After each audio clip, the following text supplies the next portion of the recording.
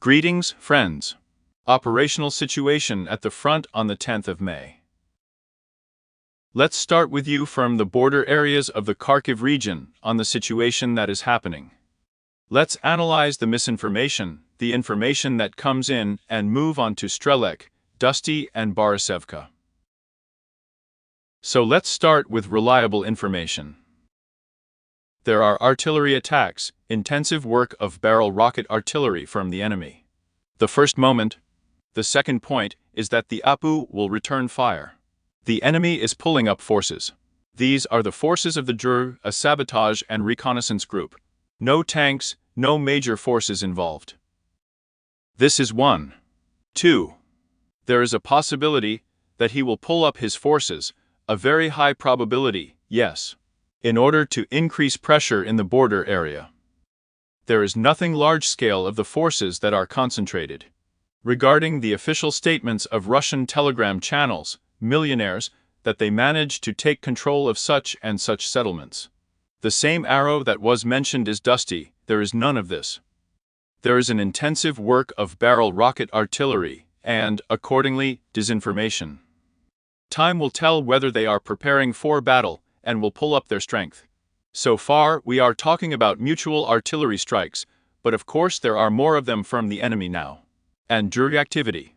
In principle, we have already talked with you, I gave you an insider. That we were transferred just in order to have the strength of Russian troops, in order to observe the increased activity of the DRU. Naturally, there will be such visits to border settlements, but so far it makes no sense to talk about anything large-scale. There are a lot of throw-ins going on in general, there and for Volchansk and so on, for the fights. There is none of this. As soon as there is information, of course I will write it in a telegram, and then I will voice it on YouTube. Therefore, the situation has not changed, except that the enemy's DRU is now more active, not only in the mentioned area. There are several other sites, but there, let's say, the APU was stopped by drones, including drones. Therefore, no changes. We move on to the Kupinsky direction, Sinkovka. You probably expected there to be a lot going on in the Kharkiv region right now, but in fact, nothing significant is happening there except mutual artillery strikes. Well, it also doesn't make sense to make throw-ins or some kind of furor from an empty place. This is so that you understand what kind of information. We go further along the Sinkovka, Kupinsky direction. On the 5th of May, there was an attack from the Russian side, as you remember, on the 4th of May, on the 5th of May. In the morning report, we talked about this with you. So the attack was from Alshana and was stopped within the gray zone. We also noted the coordinate point there in the summary of the 5th of May. As a result, unfortunately, the enemy managed to take control of part of the forest belt, well, including the one that comes from the south. Therefore, active hostilities are continuing in this sector of the front, and the enemy is pressing in this area, has increased pressure. This is from the information that is reliable. The width is approximately 1 and 2 kilometers of the site. Attempts are being made to further break through the eastern Sinkovka in the southern direction, with regard to the Sinkovka itself. Of the positional nature of the fighting. The situation is similar throughout the Kupisko-Limansky section of the front, without significant changes. The situation is similar in the Seversky and Chasiver directions without changes. Well, we turn to the Pokrovsky direction. We will only analyze the main 2 points. These are the battles under Novoalexandrovka. There is still no clear vector of attacks. Russian troops are trying to break through any of the forest belts to the settlement, including in the northern direction. So far, no significant changes. There is a high activity of military operations in this segment. And the battles continue for Umanskaya with varying success. Because yesterday, you remember, there were statements from the Russian side, including that they managed to take the western part, failed. And the fighting, as reported, is going on in the central part. Therefore, so far, we have not noticed any changes, except that intense fighting continues on this segment, and activity in Netailovo without significant changes.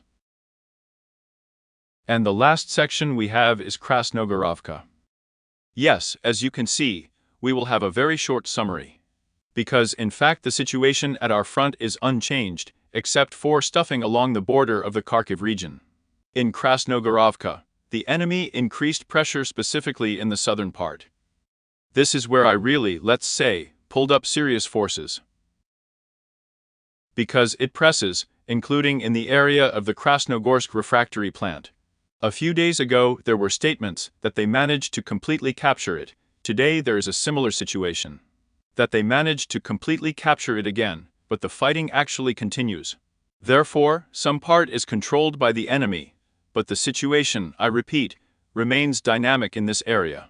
Because there are regular counterattacks from the AFU. At the same time, I repeat, the enemy has pulled up some forces in order to increase pressure in the direction of the plant itself. In this area, and, accordingly, pressure is increasing from the northeast.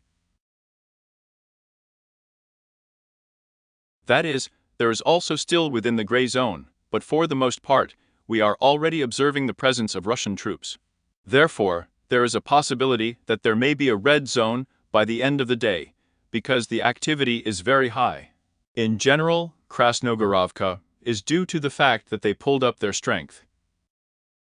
And the Novoselkov direction is great, which is where we will end. The fighting is active in Staromayorsky and Russian troops are taking to more sections of the attack. It means to advance in the north direction parallel to Staromayorsky along the forest belt and in the area of the Grushevaya beam, respectively, to break through in the east direction, but the vector does not go quite in the direction of Staromayorsky. I would say more on the same forest belt in the north direction, leading to the field reservoir. Here the enemy is aimed at it. At this site, at this forest belt.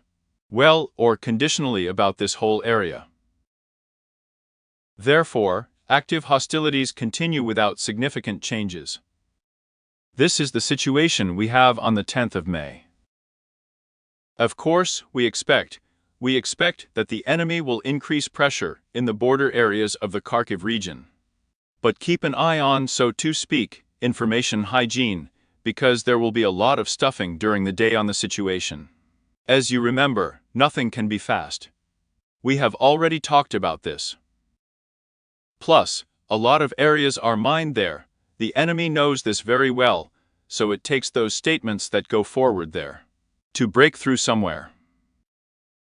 This is simply impossible, based on the information that is available.